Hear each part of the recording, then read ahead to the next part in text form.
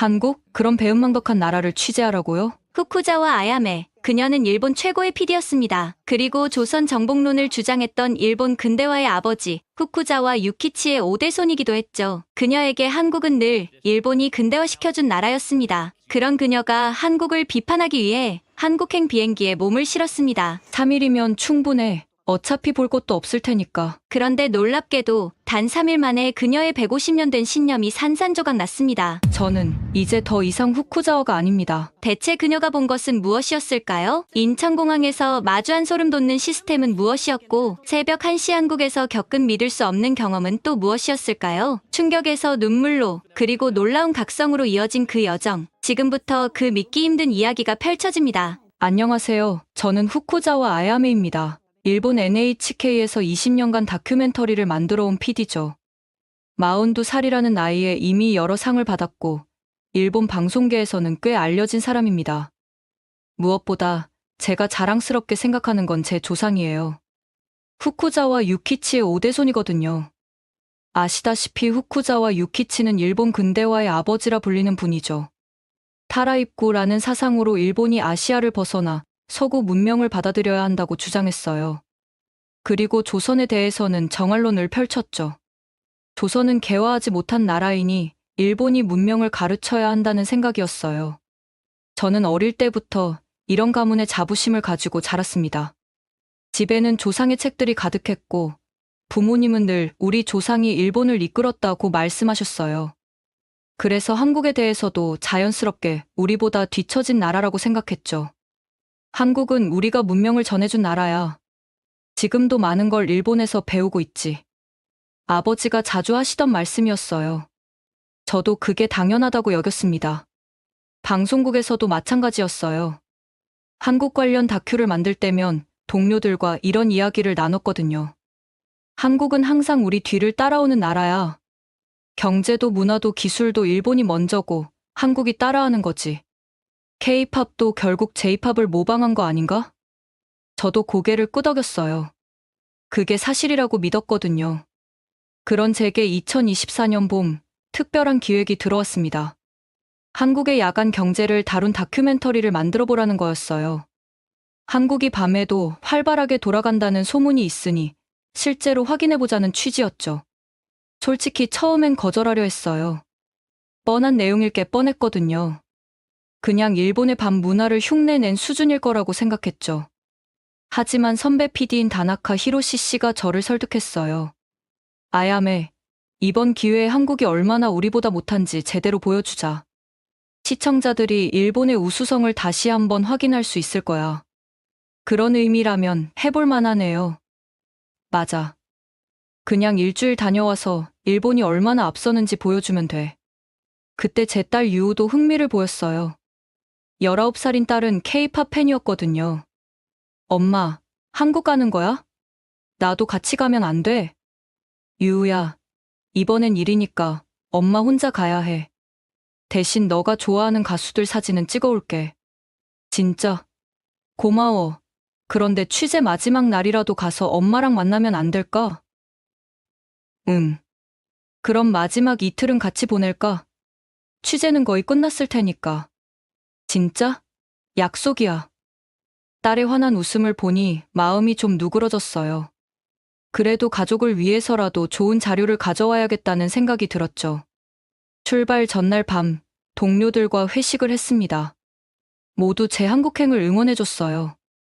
아야메, 거기서 뭘 배우려고 그래? 우리가 이미 다 아는 거 아닌가? 한국 라면이나 맛보고 와.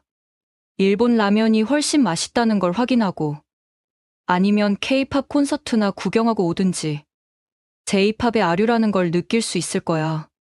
저도 웃으며 대답했죠. 일주일 정도 있다가 올게요. 별로 기대는 안 하지만요. 그때 다나카 씨가 한마디 했어요. 한국은 결국 우리가 만들어준 나라야. 지금도 거기서 거기지. 저도 고개를 끄덕였습니다. 그럴 거라고 생각했거든요. 하네다 공항에서 인천행 비행기에 올라타면서도 여전히 그런 생각이었어요.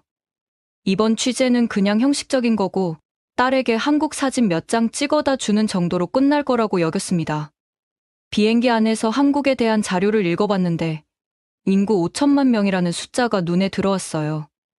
일본보다 좀 적은 인구죠. 이 정도 인구로 어떤 밤 문화를 만들어낼 수 있을까 하는 궁금증이 조금 생겼습니다.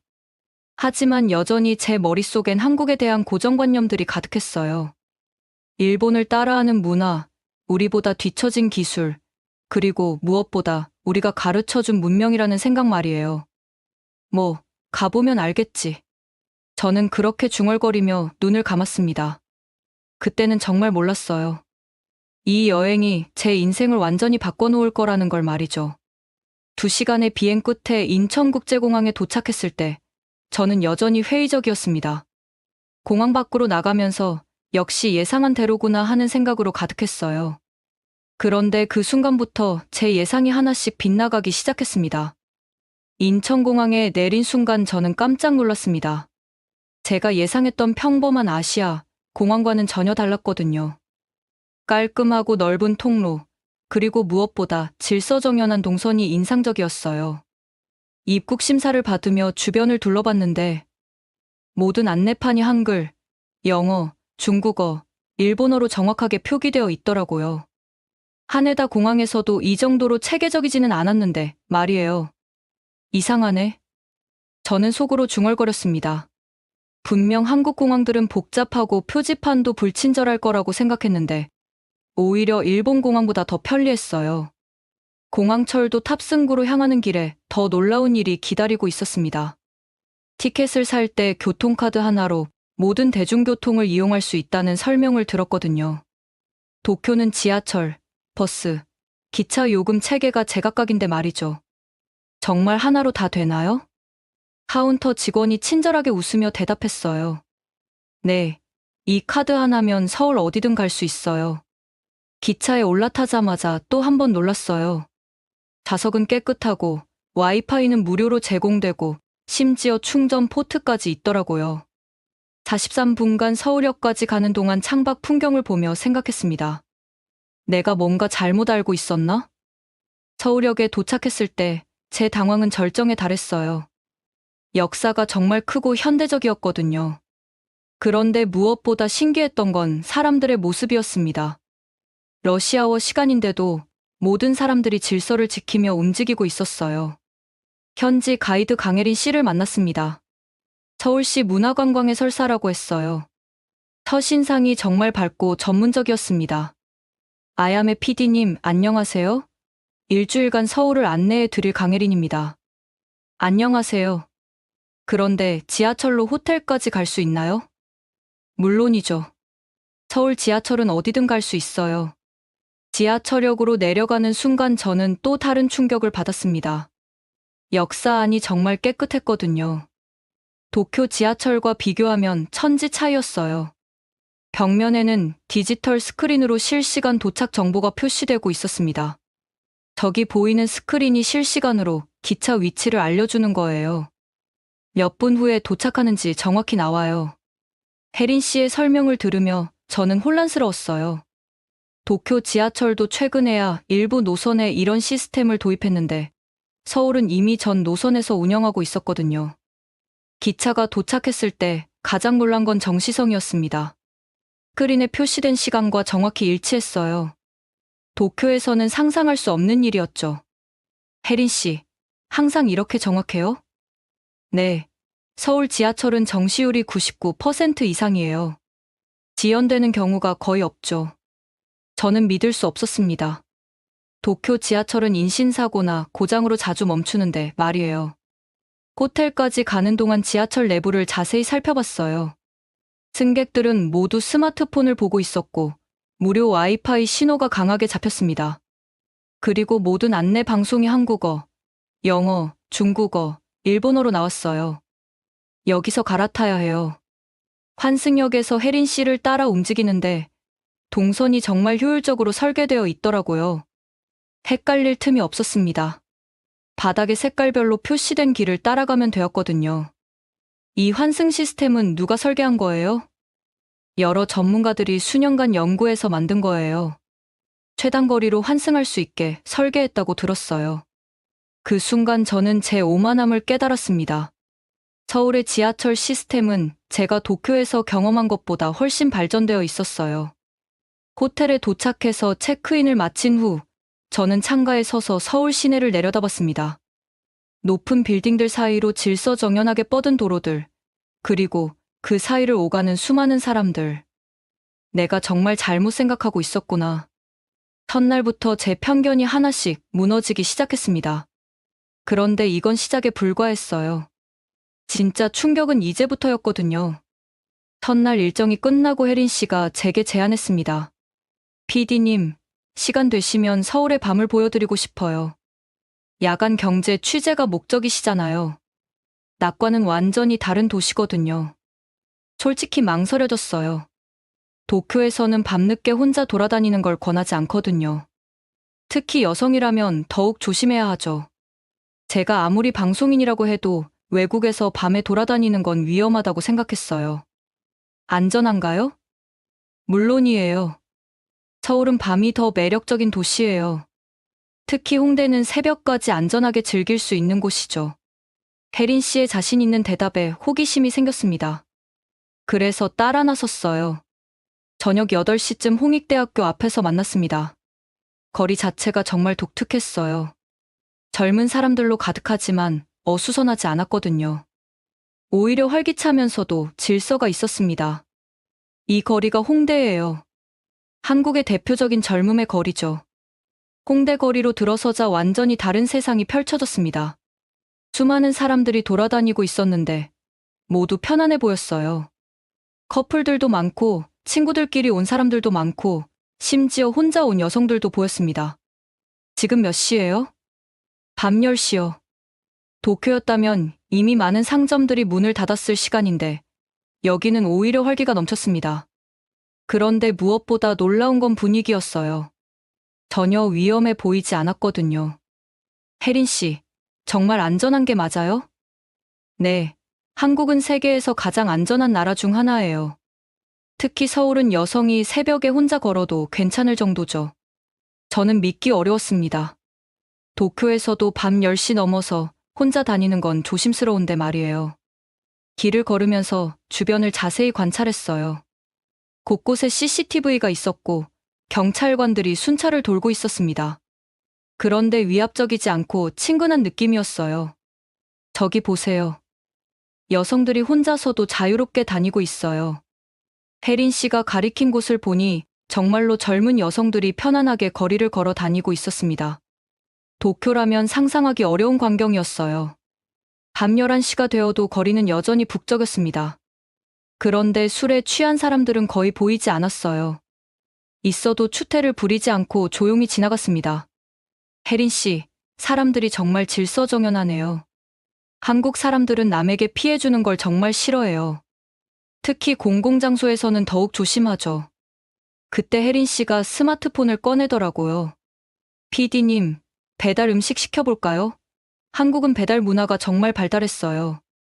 밤 11시에도 배달이 와요? 물론이죠. 24시간 배달되는 음식이 정말 많아요. 앱을 켜서 보여주는데 정말 다양한 음식들이 주문 가능했습니다. 그리고 모든 음식의 실시간 위치 추적이 가능했어요. 심지어 배달 예상 시간까지 정확하게 나와 있었습니다. 와, 이건 정말 신기하네요. 한국 사람들은 이걸 당연하게 생각해요. 언제든지 원하는 음식을 집에서 받아볼 수 있거든요. 새벽 1시가 되어서야 호텔로 돌아왔는데 지하철이 아직도 운행하고 있었어요. 마지막 차 시간이 새벽 1시라고 하더라고요. 도쿄는 밤 12시면 지하철이 끊어져요. 서울은 달라요. 밤문화를 즐기는 사람들을 위해 대중교통도 늦게까지 운행해요. 지하철 안에서도 놀라운 광경을 봤습니다. 새벽 1시인데도 사람들이 제법 많았어요. 그런데 모두 조용히 집으로 돌아가고 있었습니다. 시끄럽거나 추한 모습은 전혀 보이지 않았어요. 호텔 방에 돌아와서 창밖을 내려다봤습니다. 새벽 1시 30분인데도 여전히 불빛이 가득했어요. 24시간 편의점, 늦게까지 열린 카페, 그리고 거리를 밝히는 가로등들. 저는 딸 유우에게 영상통화를 걸었습니다. 엄마, 어때? 서울은? 유우야, 정말 놀라워. 내가 생각했던 것과 완전히 달라. 그래? 뭐가? 밤에도 이렇게 안전하고 활기찬 도시는 처음 봐. 그리고 모든 시스템이 정말 편리해. 유우가 환하게 웃었습니다. 엄마도 이제 한국의 매력을 알겠네요. 통화를 끝내고 침대에 누워서 생각했어요. 하루 만에 제 편견이 이렇게 많이 바뀔 줄 몰랐습니다. 서울은 제가 상상했던 것보다 훨씬 발전되고 안전한 도시였거든요. 내일은 또 뭘 보게 될까? 설렘과 함께 잠들었습니다. 그런데 진짜 충격은 이제 시작이었어요. 취재 셋째 날, 혜린 씨가 특별한 제안을 했습니다. PD님, 오늘은 세종대왕 기념관을 보여드리고 싶어요. 한국 문화의 정수를 느낄 수 있는 곳이거든요. 솔직히 큰 기대는 하지 않았어요. 그냥 한국의 옛왕에 대한 전시관 정도로 생각했거든요. 하지만 혜린 씨의 열정적인 모습에 따라가기로 했습니다. 광화문에 있는 세종대왕 기념관에 도착했을 때 입구에서 세종대왕 동상을 봤어요. 위험 있는 모습이었지만 특별히 감동적이지는 않았습니다. 그냥 평범한 기념관이겠구나 생각했죠. 그런데 전시관 안으로 들어서는 순간 분위기가 달랐어요. 첫 번째 코너에서 한글 창제 과정을 설명하고 있었는데 그 내용이 정말 충격적이었습니다. 세종대왕은 일반 백성들도 쉽게 글을 배울 수 있도록 한글을 만드셨어요. 혜린 씨가 설명해 주는데 저는 점점 놀라기 시작했어요. 한글이 그냥 만들어진 게 아니라 과학적 원리에 따라 체계적으로 설계되었다는 걸 알게 됐거든요. 이게 정말 500년 전에 만들어진 문자예요? 네, 1443년에 반포됐어요. 세계에서 가장 과학적인 문자라고 평가받고 있죠. 전시관을 돌아보면서 한글의 원리를 하나씩 배워갔어요. 자음은 발음기관의 모양을 본떠 만들고, 모음은 천지인 사상을 바탕으로 조합했다는 설명을 듣자니 정말 놀라웠습니다. 그런데 가장 충격적인 건 따로 있었어요. 유네스코에서 한글을 세계에서 가장 우수한 문자로 인정했다는 사실이었습니다. 진짜요? 유네스코에서? 네, 한글의 과학성과 독창성을 인정받아서 유네스코 세계기록유산에 등재됐어요. 그리고 매년 유네스코 세종대왕 문해상이라는 상도 시상하고 있어요. 저는 정말 할 말이 없었어요. 일본에서는 한국이 일본의 히라가나를 참고해서 한글을 만들었다고 배웠거든요. 그런데 실제로는 완전히 독창적이고 과학적인 문자였던 거예요. 그럼 일본 문자와는 전혀 관련이 없다는 거예요? 네, 한글은 세종대왕이 백성을 위해 독자적으로 창제한 문자예요. 어떤 문자도 참고하지 않았다고 기록되어 있어요. 그 순간 저는 정말 부끄러웠습니다. 우리가 얼마나 잘못 알고 있었는지 깨달았거든요. 다음 코너에서는 한글의 확산 과정을 보여주고 있었어요. 조선시대부터 현재까지 한글이 어떻게 발전해왔는지 자세히 나와 있었습니다. 현재 한국의 문맹률은 거의 제로에 가까워요. 제로요? 네, 한글이 워낙 쉬워서 누구나 금방 배울 수 있거든요. 다른 나라 문자들과는 차원이 다르죠. 저는 정말 놀랐어요. 일본도 히라가나와 가타카나 때문에 문자 습득이 어려운 편인데 한국은 정말 간단한 문자를 가지고 있었던 거예요. 그때 전시관에서 특별 영상을 상영하고 있었어요. 외국인들이 한글을 배우는 과정을 담은 다큐멘터리였는데 정말 빠른 시간 안에 글을 읽고 쓸 수 있게 되는 모습이 인상적이었습니다. 보통 외국인들이 한글을 익히는데 얼마나 걸려요? 개인차가 있지만 보통 한 달이면 기본적인 읽기와 쓰기는 가능해져요. 저는 정말 감탄했어요. 일본어를 배우는 외국인들은 히라가나, 가타카나, 한자까지 익히느라 몇 년씩 걸리는데 말이에요. 마지막 코너에서는 한글이 현재 어떻게 활용되고 있는지 보여주고 있었어요. 디지털 시대에 한글이 얼마나 효율적인 문자인지 설명하고 있었습니다. 한글은 컴퓨터나 스마트폰에서도 입력하기가 정말 쉬워요. 자음과 모음을 조합하는 방식이라서 키보드 디자인도 효율적이죠. 실제로 한글 키보드를 체험해보니 정말 빨리 칠 수 있었어요. 일본어 입력보다 훨씬 간단했습니다. 전시관을 다 보고 나오는데 마음이 정말 복잡했어요. 우리가 그동안 한국 문화를 얼마나 무시했는지 깨달았거든요. 혜린 씨, 한글이 이렇게 뛰어난 문자인 줄 몰랐어요. 일본에서는 어떻게 배우셨어요? 솔직히 제대로 배운 적이 없어요. 그냥 한국의 옛 문자 정도로만 알고 있었죠. 혜린 씨가 조금 안타까운 표정을 지었어요.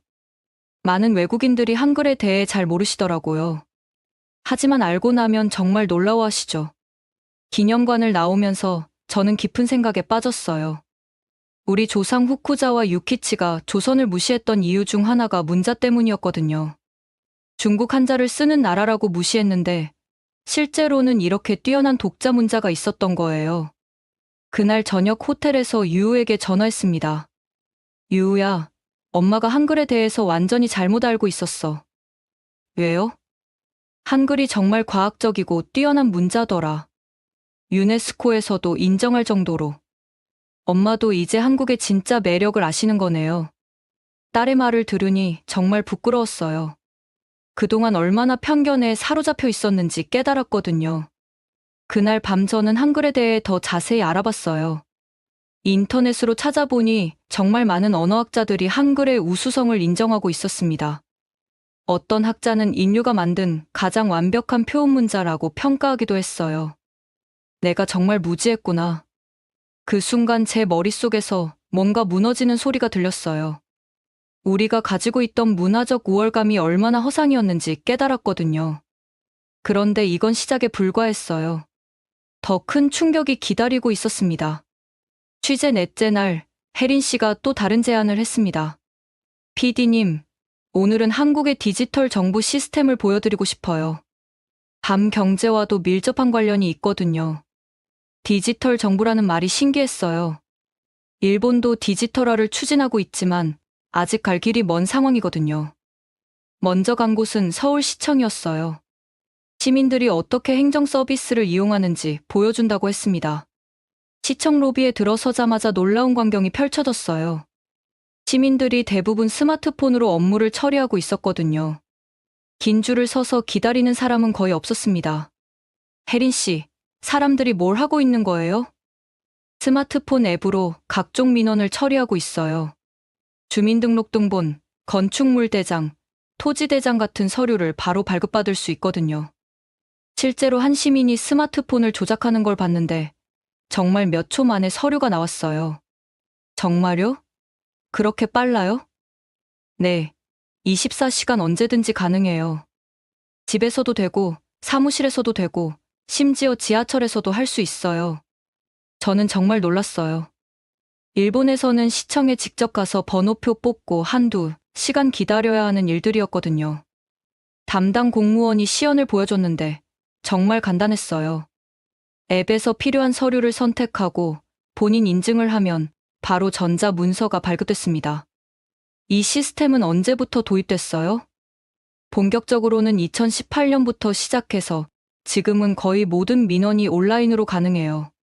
그 다음에는 병원 예약 시스템을 보여줬어요. 스마트폰으로 병원 예약을 하고 진료비 결제까지 모두 할 수 있었습니다. 대기 시간도 실시간으로 알 수 있어요.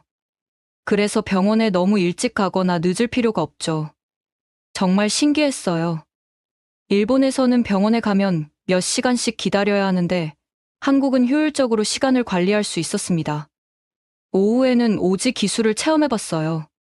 혜린 씨가 서울 시내 여러 곳에서 인터넷 속도를 측정해보자고 했습니다.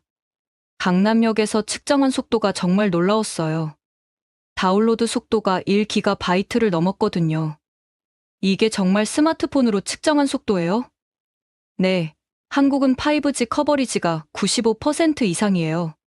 거의 모든 지역에서 이 정도 속도가 나와요.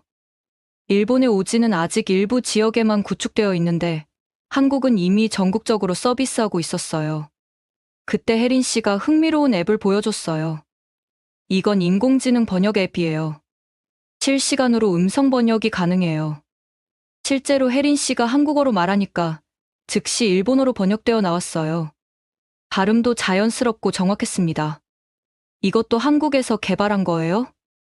네, 네이버에서 만든 파파고라는 앱이에요. 정확도가 정말 높아서 외국인 관광객들이 많이 사용해요. 저는 정말 놀랐어요. 구글 번역기보다 훨씬 자연스러웠거든요. 저녁에는 무인 결제 시스템을 체험해봤어요.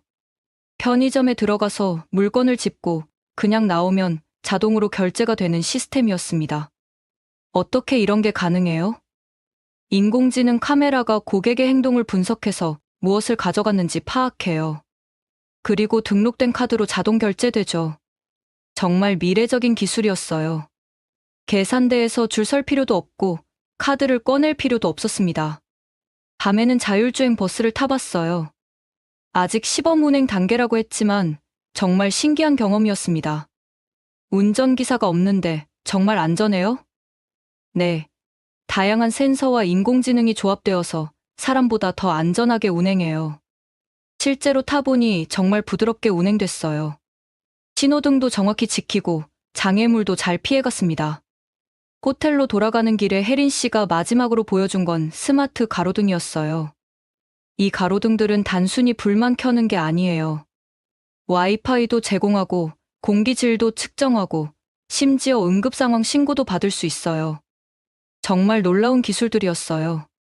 가로등 하나하나가 작은 컴퓨터 같았습니다. 한국이 이렇게 기술이 발전했는 줄 몰랐어요. 아직 보여드린 건 일부예요. 내일은 더 놀라운 걸 보여드릴게요. 그날 밤 호텔에서 저는 깊은 충격에 빠져 있었어요. 한국의 기술 수준이 일본보다 훨씬 앞서 있다는 걸 깨달았거든요. 일본에서는 아직도 팩스를 사용하는 회사가 많고 정부 기관도 서류 작업이 복잡한데 한국은 이미 완전히 디지털화된 사회였어요. 우리가 정말 뒤처져 있었구나. 그 순간 제 마음속에서 뭔가 완전히 바뀌는 걸 느꼈어요. 일본이 한국보다 앞서다는 생각이 완전히 무너졌거든요. 오히려 한국에서 배워야 할 게 너무 많았습니다. 그런데 이런 깨달음이 일본 동료들에게는 받아들여질까요? 저는 불안해지기 시작했어요. 취재 5째 날 아침, 도쿄 본사에서 중간 점검 화상회의가 있었습니다. 선배 PD인 다나카 씨와 다른 동료들이 한국 취재 상황을 확인하고 싶다고 했어요. 화상회의가 시작되자마자 다나카 씨가 물었습니다. 아야메, 어때? 예상한 대로야? 저는 잠시 머뭇거렸어요. 지난 며칠간 본 것들이 너무 충격적이어서 어떻게 설명해야 할지 모르겠더라고요. 생각보다 많이 달라요. 뭐가 달라? 그냥 우리 따라한 거 아닌가? 아니에요. 정말 독창적이고 앞선 것들이 많아요. 동료들의 표정이 바뀌었어요. 제가 예상과 다른 이야기를 하니까 당황스러워하는 것 같았습니다. 아야메, 너 혹시 현지에 현혹된 거 아니야? 현혹되었다뇨? 제가 직접 본 걸 말하는 거예요. 저는 지난 며칠간 찍은 영상들을 보여줬어요. 인천공항의 체계적인 시스템, 서울 지하철의 정시성, 디지털 정부 서비스들을 차례로 보여줬습니다. 이게 정말 한국이야? 한 동료가 의심스러운 표정으로 물었어요. 네, 제가 직접 촬영한 거예요. 그래도 결국 서구 기술을 응용한 거 아닌가? 일본도 하려면 할 수 있는 거지. 다나카 씨가 여전히 인정하지 않으려 했어요. 아니에요. 한글 같은 경우는 완전히 독창적이에요. 오히려 일본보다 훨씬 과학적이고 효율적이었어요. 한글? 그건 그냥 옛날 문자 아니야? 저는 세종대왕 기념관에서 배운 내용들을 설명했어요. 한글의 과학성, 유네스코 인정, 디지털 시대의 효율성까지 자세히 말했습니다. 하지만 동료들의 반응은 냉담했어요. 아야메, 너 너무 감정적으로 판단하는 것 같아. 감정적이라뇨? 팩트를 말하는 거예요. 한국이 아무리 발전했다고 해도 결국 일본 모델을 따라한 거잖아. 우리가 먼저 근대화했고 그들이 배운 거지. 저는 답답했어요. 이들은 왜 현실을 받아들이지 못할까요? 선배님들, 직접 와보세요. 정말 다를 거예요. 갈 필요 없어. 우리가 이미 충분히 알고 있어. 그때 다나카 씨가 단호하게 말했어요. 아야메, 이번 다큐멘터리는 원래 계획대로 가자. 한국의 밤 문화가 일본을 얼마나 모방했는지 보여주는 거야. 하지만 실제로는 그게 아니에요. 너 정말 이상해. 며칠 있었다고 그렇게 바뀌어? 저는 정말 화가 났어요. 진실을 말하는데 왜 이렇게 반응하는지 이해할 수 없었거든요. 저는 방송인으로서 본 것을 그대로 전달할 의무가 있어요. 의무? 네 의무는 일본의 우수성을 보여주는 거야. 진실보다 선입견이 중요하다는 말씀이세요? 화상회의 분위기가 정말 냉랭해졌어요. 동료들은 모두 저를 이상하게 바라봤습니다. 아야메, 이번 출장 끝나고 돌아와서 다시 얘기하자. 다나카 씨가 회의를 끝내버렸어요. 화상회의가 끝나고 저는 정말 속상했어요. 제가 본 진실을 동료들이 전혀 이해하지 못한다는 게 답답했거든요. 그때 혜린 씨가 찾아왔습니다. PD님, 괜찮으세요? 표정이 안 좋으시네요. 동료들과 의견 차이가 있어서요. 무슨 일이세요? 저는 방금 있었던 화상회의 이야기를 했어요. 혜린 씨는 조용히 들어줬습니다. PD님의 동료분들 말씀도 이해가 가요. 외부에서 보면 그렇게 보일 수 있거든요. 그래요? 네. 사실 한국도 처음부터 이랬던 건 아니에요. 많은 시행착오를 겪으면서 지금의 모습이 된 거죠. 혜린 씨가 들려준 이야기는 정말 흥미로웠어요. 90년대까지만 해도 한국도 정말 후진적이었어요. 하지만 위기를 기회로 바꾸려는 노력이 있었죠. 어떤 노력이요? 특히 디지털 분야에서는 정부와 민간이 합심해서 투자했어요. 그리고 무엇보다 교육에 집중했죠. 교육이요? 네. 한국 사람들은 교육을 정말 중요하게 생각해요. 그래서 인재가 많이 나올 수 있었던 것 같아요. 저는 납득이 갔어요. 한국의 발전이 우연이 아니라 체계적인 노력의 결과였던 거죠. 그리고 한국 사람들은 변화를 두려워하지 않아요. 새로운 기술이나 시스템이 나오면 빠르게 받아들이죠. 일본과는 정말 다르네요. 각 나라마다 장단점이 있는 것 같아요. 일본도 정말 훌륭한 점들이 많잖아요. 혜린 씨의 균형 잡힌 시각이 인상적이었어요. 한국 사람이면서도 객관적으로 바라보고 있었거든요. 그날 저녁 저는 깊은 고민에 빠졌어요. 일본으로 돌아가서 동료들과 계속 갈등해야 하나요? 아니면 그들의 기대에 맞춰서 거짓 다큐멘터리를 만들어야 하나요? 진실을 말해야 해. 저는 마음을 정했어요. 방송인으로서 본 것을 그대로 전달하는 게 맞다고 생각했거든요. 설령 동료들이 반대하더라도 말이에요. 그런데 이 결정이 얼마나 큰 파장을 가져올지는 몰랐습니다. 취재 6째 날 새벽, 갑자기 휴대폰에 긴급 알림이 울렸습니다. 일본에서 온뉴스 알림이었어요. 규모 7.2 지진 발생, 후쿠시마 원전 비상 상황. 저는 잠에서 깨어 급하게 뉴스를 확인했어요. 일본 동북부에 또다시 큰 지진이 발생했고, 쓰나미 경보까지 발령된 상황이었습니다. 또 지진이라니. 저는 급하게 집에 전화했어요.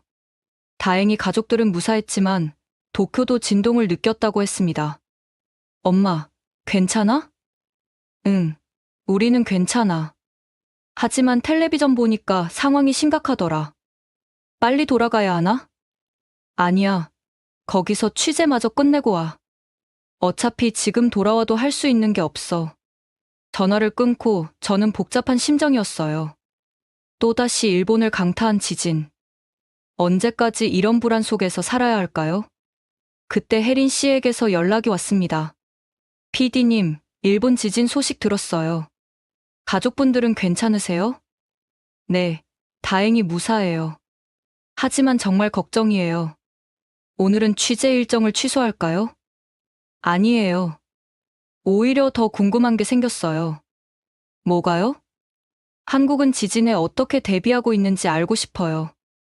혜린 씨가 이해한다는 듯 고개를 끄덕였어요. 그럼 오늘은 한국의 지진 대비 시설들을 보여드릴게요. 첫 번째로 간 곳은 최신 아파트 단지였어요. 건설 관계자가 나와서 설명해줬습니다. 이 아파트는 규모 7.2 지진에도 견딜 수 있게 설계됐어요. 정말요? 어떤 기술을 사용하신 거예요? 면진 시스템이라고 해서 건물과 집안 사이에 특수 장치를 설치했어요.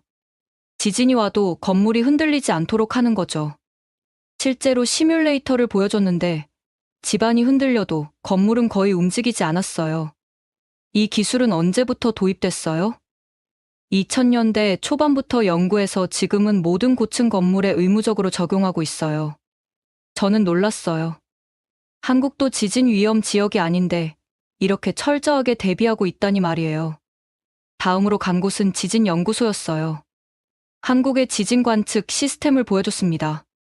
한국 전체에 200여 개의 지진 관측소가 있어요. 작은 지진도 즉시 감지할 수 있죠. 그럼 지진 예보도 가능한가요?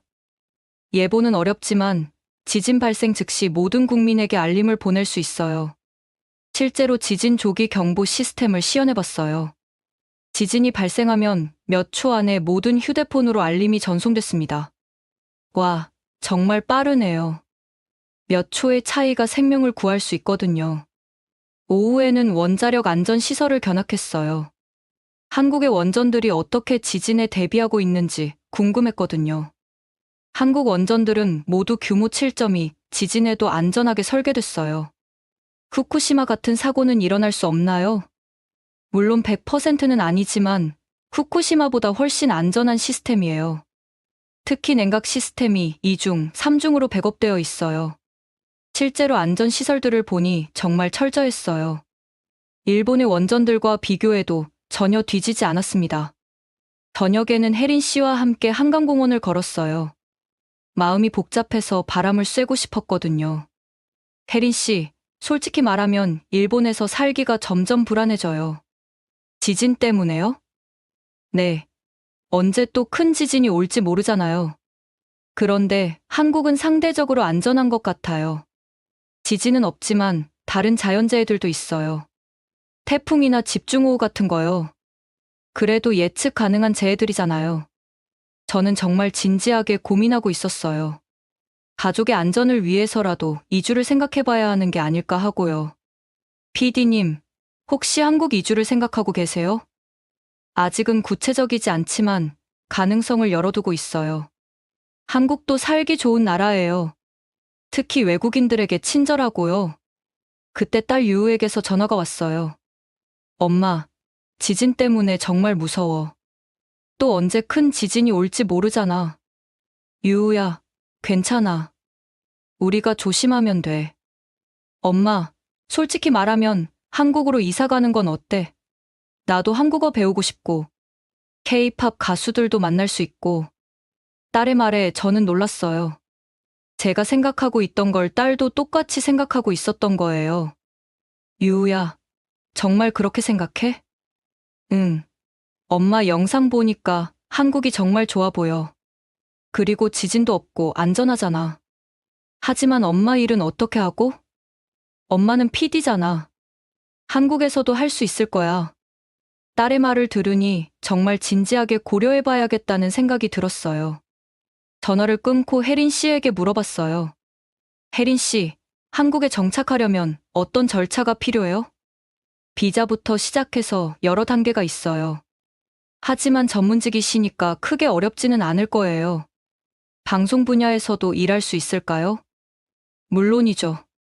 특히 일본어 방송이나 한일 문화 교류 프로그램 같은 걸 만들 수 있을 거예요. 저는 점점 확신이 서기 시작했어요. 일본에서의 불안한 삶보다는 한국에서 새로운 시작을 하는 게 나을 것 같았거든요. 그런데 PD님, 일본 동료들은 어떻게 생각하실까요? 아마 반대할 거예요. 하지만 제 인생이니까 제가 결정해야죠. 그날 밤 호텔에서 저는 가족들과 긴 화상 통화를 했어요. 한국 이주 가능성에 대해 진지하게 이야기했습니다. 남편도 처음에는 망설였지만 지진의 위험성과 한국의 안전성을 설명하니 고개를 끄덕였어요. 아야메, 네가 판단하는 게 맞는 것 같아. 우리 안전이 가장 중요하지.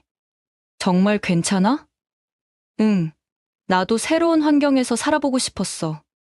가족들의 동의를 얻으니 마음이 한결 가벼워졌어요. 이제 정말 새로운 삶을 시작할 수 있을 것 같았습니다. 하지만 일본으로 돌아가서 동료들에게 이 모든 걸 어떻게 설명해야 할지는 여전히 걱정이었어요. 특히 제가 찍은 다큐멘터리 내용이 그들의 기대와 정반대일 텐데 말이에요. 내일은 마지막 취재 날이니까 정말 좋은 자료를 만들어야겠어. 저는 다짐했어요. 진실을 담은 다큐멘터리를 만들어서 일본 사람들에게 진짜 한국을 보여주겠다고 말이에요. 취재 마지막 날, 드디어 딸 유우가 서울에 도착했습니다.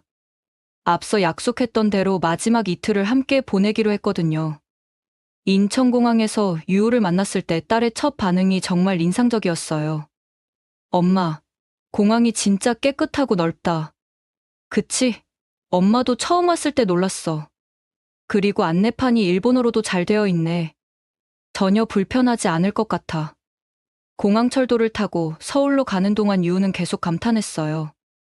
와, 와이파이도 빠르고 좌석도 편해.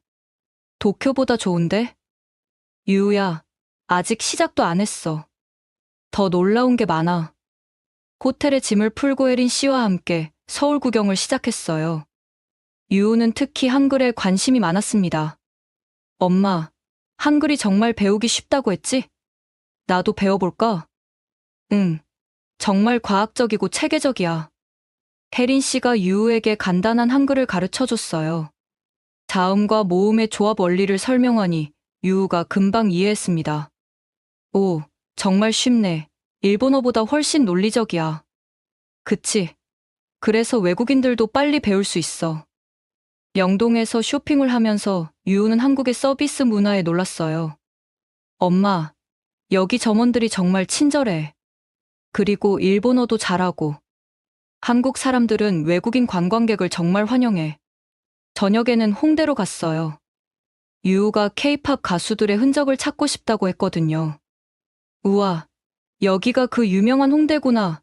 케이팝 가수들이 자주 오는 곳이지? 응. 그리고 밤에도 정말 안전해. 실제로 밤 10시가 넘었는데도 유우는 전혀 무서워하지 않았어요. 오히려 활기찬 분위기를 즐기고 있었습니다. 엄마, 도쿄에서는 이 시간에 이렇게 자유롭게 다닐 수 없잖아. 맞아. 여기는 새벽까지도 안전해. 한 카페에 앉아서 저는 유우에게 진지하게 물어봤어요. 유우야, 정말로 한국에서 살고 싶어? 응, 정말 살고 싶어. 여기 사람들도 친절하고 문화도 재미있고 무엇보다 안전하잖아. 하지만 일본을 떠나는 거야. 친구들과도 헤어져야 하고. 괜찮아. 요즘은 인터넷으로 계속 연락할 수 있잖아. 그리고 새로운 친구들도 사귈 수 있고. 유우의 적극적인 태도가 저를 용기 내게 했어요. 그럼 한국어 공부도 열심히 해야겠네. 당연하지. 벌써 몇 개 배웠어. 안녕하세요. 감사합니다. 사랑해요. 유우가 한국어로 인사하니 주변 사람들이 웃으며 박수를 쳐줬어요. 다음날 아침, 유우와 함께 한강공원을 산책했어요. 가족의 미래에 대해 진지하게 이야기할 시간이었습니다. 유우야, 엄마가 한국에서 일하게 되면 처음에는 힘들 수도 있어. 왜? 새로운 환경에 적응해야 하고, 언어도 배워야 하고. 엄마는 PD잖아. 금방 적응할 거야. 그리고 나도 도와줄게. 딸의 믿음이 정말 든든했어요. 그런데 일본 할아버지, 할머니는 어떻게 하지? 자주 만나러 가면 되잖아. 비행기로 2시간밖에 안 걸려. 그것도 그렇네. 한강을 바라보며 저는 결심을 확고히 했어요. 이 아름다운 곳에서 가족과 함께 새로운 삶을 시작하고 싶었거든요. 유우야, 그럼 정말 한국으로 이사 오자. 정말? 진짜야? 응. 엄마도 여기서 새로운 일을 시작하고 싶어. 유우가 저를 꼭 안으며 기뻐했어요. 엄마, 정말 좋은 결정이야. 우리 가족에게 새로운 기회가 될 거야. 그럼 아빠한테도 빨리 알려야겠네. 응. 아빠도 분명 좋아할 거야. 그날 저녁 가족 화상통화에서 남편도 우리의 결정을 지지해줬어요. 나도 한국에서 새로운 일을 찾아볼게. 아야메가 행복하면 나도 행복해. 이제 정말 마음이 정해졌어요. 일본으로 돌아가서 정리할 일들이 많겠지만 새로운 시작에 대한 설렘이 더 컸습니다. 하지만 아직 가장 어려운 일이 남아 있었어요. 동료들과의 갈등을 해결하고 진실을 담은 다큐멘터리를 방송하는 일 말이에요. 일본으로 돌아간 지 3주 후, 제가 만든 한국 다큐멘터리가 마침내 방송됐습니다. 편집과 후반 작업에 상당한 시간이 걸렸지만 제작진의 노력으로 예정보다 빨리 완성할 수 있었어요. 제목은 숨겨진 진실, 한국의 진짜 모습이었습니다. 방송 내용은 동료들이 기대했던 것과 정반대였습니다. 한국을 비하하는 대신 한국의 우수성을 객관적으로 보여줬거든요. 한글의 과학성, 디지털 정부 시스템, 안전한 밥 문화, 그리고 무엇보다 시민 중심의 사회 시스템을 상세히 다뤘어요. 방송이 끝나자마자 난리가 났습니다. 다나카 선배가 제일 먼저 전화를 걸어왔어요. 아야메, 이게 뭐야? 우리가 합의한 내용과 완전히 다르잖아. 선배님, 저는 제가 본 진실을 보여준 거예요. 진실? 네가 한국에 현혹된 거지. 이런 방송을 내보내면 시청자들이 뭐라고 생각하겠어? 시청자들도 진실을 알 권리가 있어요. 아야메, 너 정말 이상해졌어. 후쿠자와 가문의 후손이 이래도 되는 거야? 그 말을 듣는 순간 저는 정말 화가 났어요. 바로 그 후쿠자와 가문의 편견이 문제라는 걸 깨달았어요. 뭐라고? 우리 조상이 조선을 무시했던 것처럼 우리도 지금까지 한국을 잘못 보고 있었어요. 다나카 선배는 할 말을 잃었어요. 방송국 내부에서도 큰 논란이 일었습니다. 상부에서는 저를 불러서 해명을 요구했어요. 아야메 PD, 이번 방송으로 시청자들의 항의가 빗발치고 있습니다. 어떤 항의인가요? 한국을 너무 미화했다는 내용이 대부분입니다. 그리고 일본의 우수성을 제대로 보여주지 않았다는 지적도 있고요. 하지만 모든 내용이 사실이에요. 제가 직접 촬영한 거거든요. 사실 여부가 문제가 아닙니다. 균형 잡힌 시각이 필요했어요. 저는 답답했어요. 진실을 말했는데 왜 문제가 되는지 이해할 수 없었거든요. 인터넷에서는 더 격렬한 반응이 일었어요. 댓글들을 보니 정말 충격적이었습니다. 아야메 PD가 한국에 매수됐나? 후쿠자와 유키치의 후손이 이래도 되는 건가? 일본을 배신한 방송인, 한국으로 가라. 하지만 지지하는 목소리도 있었어요. 특히 젊은 시청자들의 반응이 좋았습니다. 객관적이고 좋은 방송이었다. 편견 없이 바라본 시각이 인상적. 한국에 대해 새롭게 알게 됐다. 더 많은 교류가 필요하다. 가장 충격적이었던 건 정치인들의 반응이었어요. 우익 정치인 한 명이 국회에서 저를 직접 거명하며 비판했거든요. 쿠쿠자와 아야메 PD의 방송은 일본의 국익을 해치는 내용이었습니다. 공영방송이 이런 식으로 편향된 보도를 해도 되는지 의문입니다. 언론에서도 연일 저에 대한 비판 기사가 나왔어요. 친한 성향 방송인의 위험한 실험, 객관성을 잃은 다큐멘터리, 일본의 자존심을 훼손한 방송. 하지만 저는 굴복하지 않았어요. 오히려 더 많은 사람들이 진실을 알아야 한다고 생각했거든요. 한 신문사 인터뷰에서 저는 명확히 말했어요. 저는 방송인으로서 본 것을 그대로 전달했을 뿐입니다. 편견을 버리고 객관적으로 바라봐야 한다고 생각해요. 하지만 일본의 우수성을 제대로 부각시키지 못했다는 비판이 있는데요.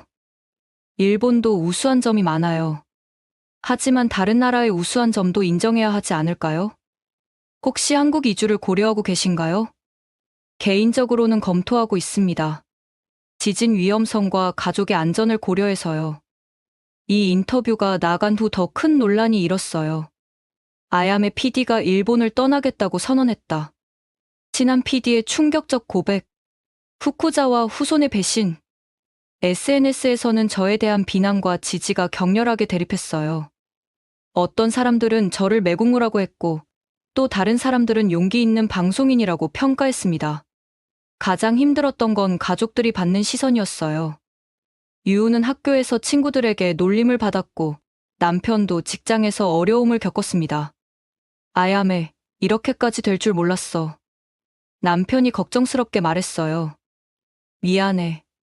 내가 성급했나 봐. 아니야. 네가 옳은 말을 한 거야.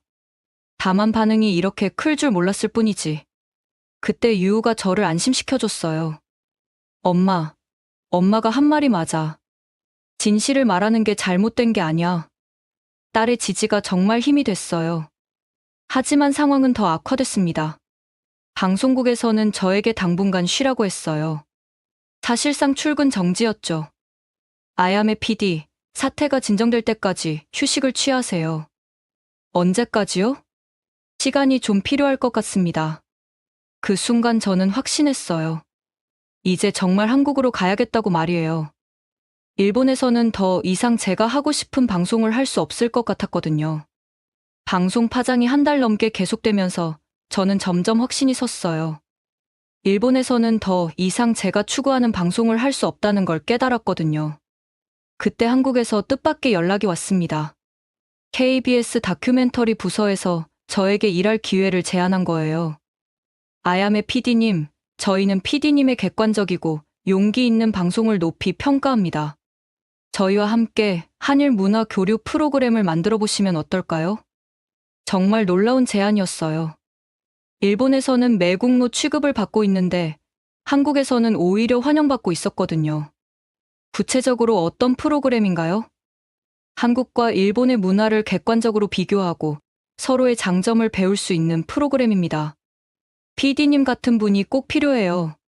급여나 처우는 어떻게 되나요? 일본 NHK와 비슷한 수준으로 제안 드릴 수 있습니다. 그리고 한국 정착을 위한 모든 지원도 해드릴게요. 정말 좋은 기회였어요. 제가 하고 싶었던 일을 마음껏 할 수 있을 것 같았거든요. 가족회의를 했습니다. 이제 정말 결정할 때가 왔어요. 여러분, 어떻게 생각해요? 유우가 제일 먼저 말했어요. 엄마, 가자. 일본에서는 엄마가 하고 싶은 일을 못 하잖아. 남편도 동의했어요. 나도 찬성이야.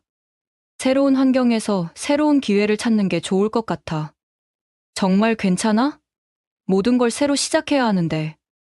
괜찮아. 우리는 가족이니까 어디서든 함께 할 수 있어. 가족들의 지지를 받으니 마음이 정해졌어요. 다음날 KBS에 연락했습니다.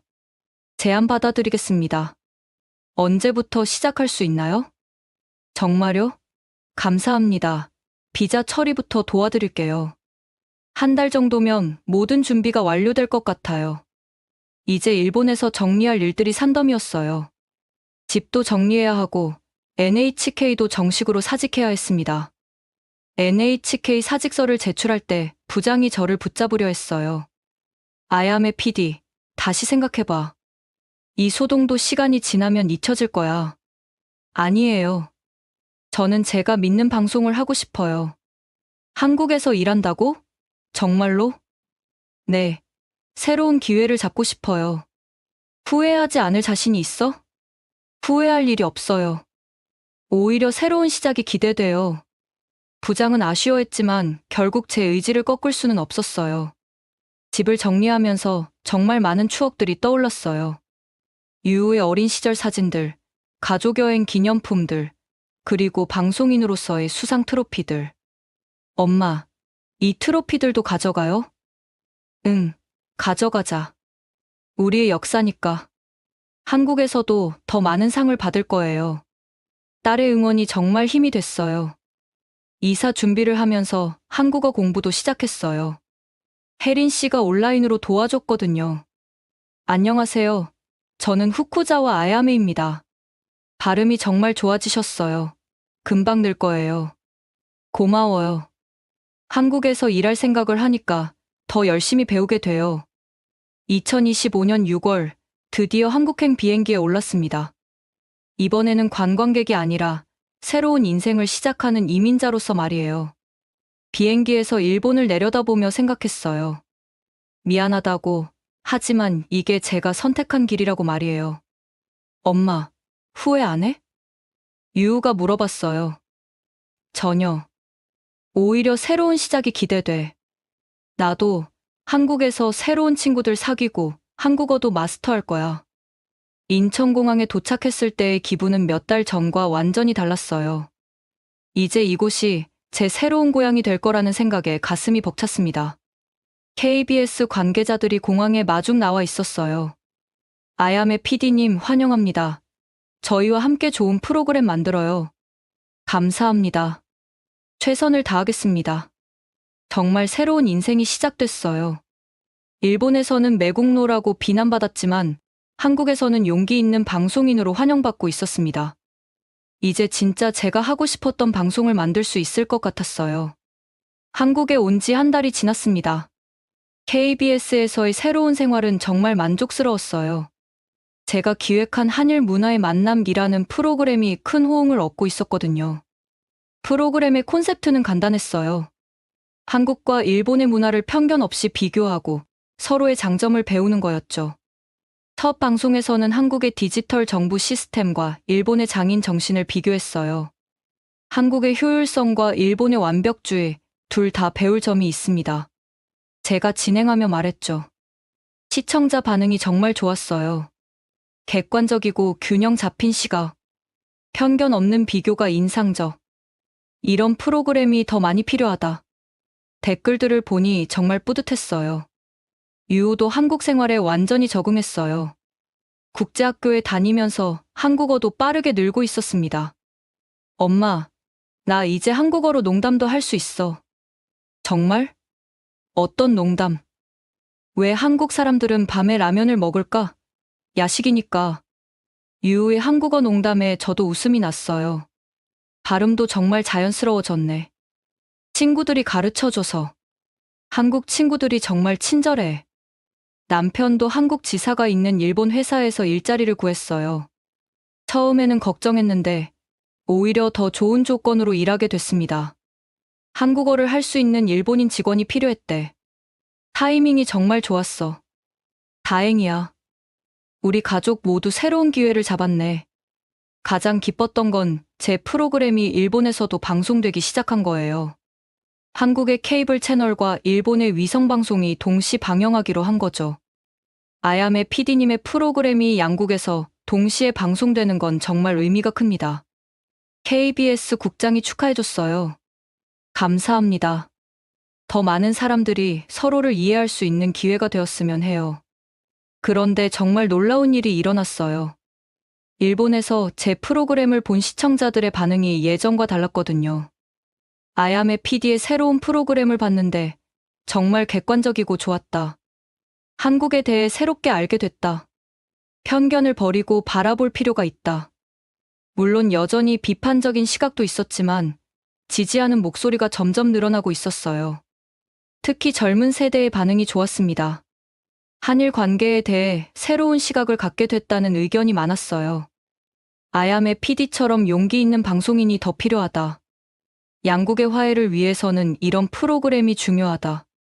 이런 댓글들을 보면 정말 뿌듯했어요. 한국에서 살면서 가장 인상적이었던 건 사람들의 따뜻함이었어요. 외국인인 저희 가족을 정말 친절하게 대해줬거든요. 아파트 이웃들도 마찬가지였어요. 처음에는 일본인이라고 어색해할까봐 걱정했는데 오히려 더 관심을 갖고 도와줬습니다. 일본에서 오셨구나. 궁금한 거 있으면 언제든 물어보세요. 김치 담그는 법도 가르쳐 드릴게요. 아이 교육 문제로 고민되는 거 있으면 상담해드려요. 이웃들의 따뜻한 마음이 정말 고마웠어요. 한국어 실력도 많이 늘었어요. 처음에는 간단한 인사만 할 수 있었는데 이제는 일상 대화는 물론이고 방송 진행도 할 수 있게 됐습니다. PD님 한국어 정말 늘었어요. 이제 네이티브 같아요. 동료들이 칭찬해줄 때마다 뿌듯했어요. 더 열심히 배워서 더 좋은 프로그램 만들겠어요. 한 달 동안 한국에서 살면서 확신한 게 있어요. 이곳이 정말 제가 원했던 삶을 살 수 있는 곳이라는 거예요. 안전하고 편리하고 무엇보다 제가 하고 싶은 일을 마음껏 할 수 있는 곳이었거든요. 그런데 더 놀라운 일이 기다리고 있었어요. 일본에서 제 옛 동료 중 한 명이 한국을 방문하겠다고 연락해온 거예요. 한 달 후 정말 뜻밖의 연락이 왔습니다. 일본 NHK의 후배 PD인 야마다 케이코가 한국에 오고 싶다고 한 거예요. 제 프로그램을 보고 직접 한국을 경험해보고 싶어졌다고 했습니다. 아야메 선배, 정말 한국이 그렇게 좋은가요? 케이코야, 직접 와서 봐. 정말 달라. 그럼 일주일 정도 가도 될까요? 선배가 안내해 주시면서. 물론이지, 환영해. 케이코가 인천공항에 도착했을 때 표정이 정말 흥미로웠어요. 제가 몇 달 전에 처음 왔을 때와 똑같은 놀란 표정이었거든요. 선배, 공항이 정말 크고 깨끗하네요. 그치? 나도 처음에 놀랐어. 그리고 안내 시스템이 정말 체계적이에요. 서울로 가는 길에 케이코는 계속 감탄했어요. 공항철도의 편의성, 교통카드 시스템, 무료 와이파이까지 모든 게 신기했습니다. 이렇게 편리할 줄 몰랐어요. 첫날은 KBS 방송국을 구경시켜줬어요. 케이코가 제 작업 환경을 보고 정말 놀라더라고요. 선배, 여기서 정말 편하게 일하세요? 응, 정말 자유롭게 프로그램을 만들 수 있어. 일본과는 분위기가 많이 다르네요. 어떻게? 더 개방적이고 창의적인 것 같아요. 케이코가 제 프로그램 제작 과정을 지켜보면서 계속 질문했어요.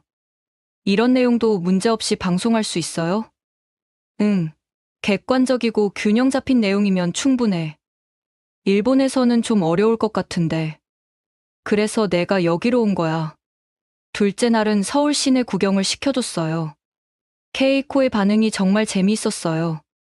선배, 지하철이 정말 정시에 와요? 응, 거의 분 단위로 정확해. 도쿄보다 정확한 것 같은데요? 맞아. 정시율이 99% 이상이야.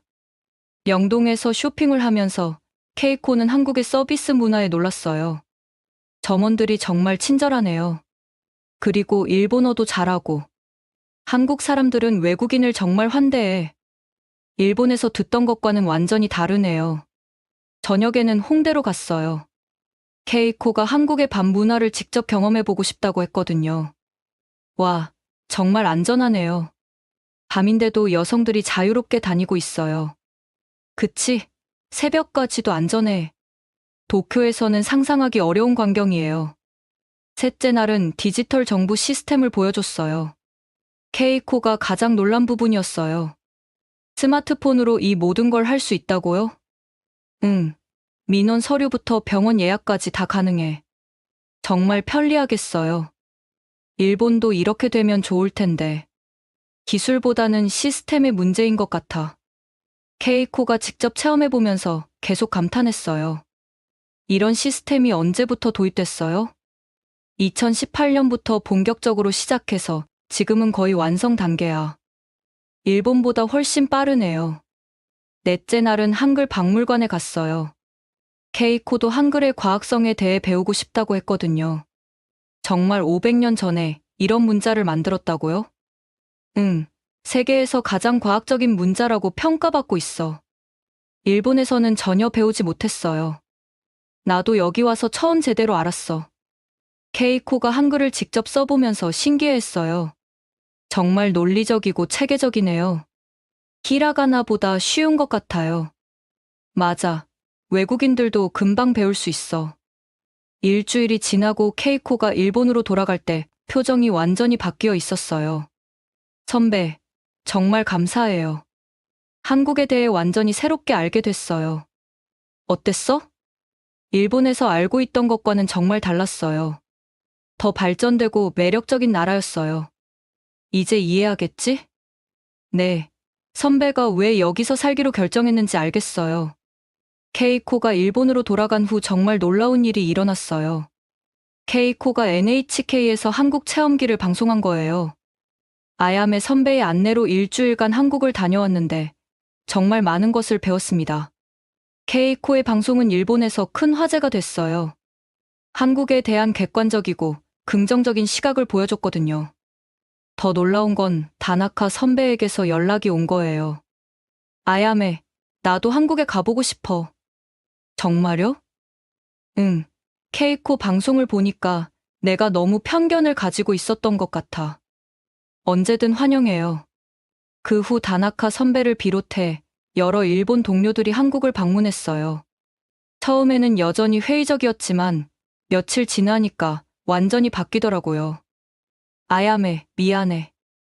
네가 옳았어. 선배님, 한국이 정말 대단한 나라구나. 내가 너무 무지했어. 이제 이해해 주시는군요. 너의 용기가 정말 대단했어. 진실을 말하는 게 쉽지 않았을 텐데. 다나카 선배의 인정을 받으니 정말 기뻤어요. 제일 강하게 반대했던 분이 이제는 제일 열렬한 지지자가 됐거든요. 이제 일본 동료들과의 관계도 완전히 회복됐어요. 오히려 저를 더 존경하게 됐다고 했습니다. 정말 완전한 화해였어요. 지금 이 글을 쓰는 2025년 7월, 저는 한국에서 새로운 삶을 준비하고 있습니다. 불과 몇 달 전까지만 해도 편견으로 가득했던 제가 이렇게 완전히 바뀔 줄은 꿈에도 몰랐거든요. 제 프로그램 한일 문화의 만남은 이제 양국에서 인기 프로그램이 될 가능성을 보이고 있어요. 한국과 일본의 시청자들이 서로를 이해하는데 작은 도움이 되기를 바라는 마음으로 열심히 준비하고 있습니다. 최근에는 한국 정부 관계자로부터 좋은 소식을 들었어요. 제가 한일 문화 교류에 기여한 공로를 인정받아 특별한 감사의 뜻을 전하고 싶다고 했거든요. 아야메 PD님의 용기 있는 방송 덕분에 많은 일본인들이 한국을 새롭게 보게 되었습니다. 정말 감사합니다. 이런 인정을 받으니 정말 뿌듯했어요. 저는 이제 확신합니다. 편견을 버리고 열린 마음으로 세상을 바라보는 것이 얼마나 중요한지를요. 한국은 저에게 그것을 가르쳐준 고마운 나라입니다. 앞으로도 저는 한국에서 더 많은 것을 배우고 좋은 프로그램을 만들어서 양국의 이해와 화해에 기여하고 싶습니다. 그것이 제가 한국에 보답하는 길이라고 생각해요. 가족들도 모두 한국 생활에 만족하고 있어요. 유우는 한국 친구들과 즐겁게 지내고 있고 남편도 새로운 일에 보람을 느끼고 있습니다. 엄마, 한국에 와서 정말 좋아요. 우리 가족이 더 행복해진 것 같아요. 딸의 말이 맞아요. 우리 가족은 한국에서 새로운 행복을 찾았습니다. 마지막으로 하고 싶은 말은 편견은 우리 모두가 가지고 있는 마음의 벽이라는 거예요. 하지만 용기를 내어 그 벽을 넘어선다면 새로운 세상을 만날 수 있습니다. 저는 운이 좋았어요. 한국이라는 놀라운 나라를 만났고 제 편견을 깨뜨릴 기회를 얻었거든요. 이제는 더 많은 사람들이 이런 기회를 가질 수 있기를 바랍니다. 한국, 정말 고마운 나라예요. 편견으로 가득했던 저를 이렇게 바꿔준 기적 같은 나라. 앞으로도 이 나라에서 더 많은 것을 배우고 더 좋은 일들을 하며 살고 싶어요. 이것이 제 진심입니다. 감사합니다, 한국. 지금까지 일본 NHK PD 후쿠자와 아야메의 놀라운 변화, 스토리, 어떠셨나요? 후쿠자와 유키치의 후손으로서 가졌던 편견을 완전히 뒤바꾼 한국에서의 일주일. 그 일주일이 한 사람의 인생을 통째로 바꿔놓았습니다. 편견은 우리 모두가 가지고 있는 마음의 벽입니다. 하지만 아야메처럼 용기 내어 그 벽을 넘어선다면 새로운 세상을 만날 수 있습니다. 진정한 성장은 자신이 틀렸음을 인정하는 순간부터 시작되는 것 같아요. 오늘 이 이야기가 여러분에게도 작은 깨달음이 되었기를 바랍니다. 혹시 우리도 모르는 사이에 가지고 있는 편견은 없는지, 열린 마음으로 세상을 바라보고 있는지 한번 생각해보는 시간이 되셨으면 해요. 한국의 진짜 매력을 더 많은 사람들이 알 수 있도록 이 영상을 주변에 공유해주세요. 구독과 좋아요도 잊지 마시고요. 다음에도 더 감동적인 이야기로 찾아뵙겠습니다. 지금까지 감동편지함이었습니다. 감사합니다.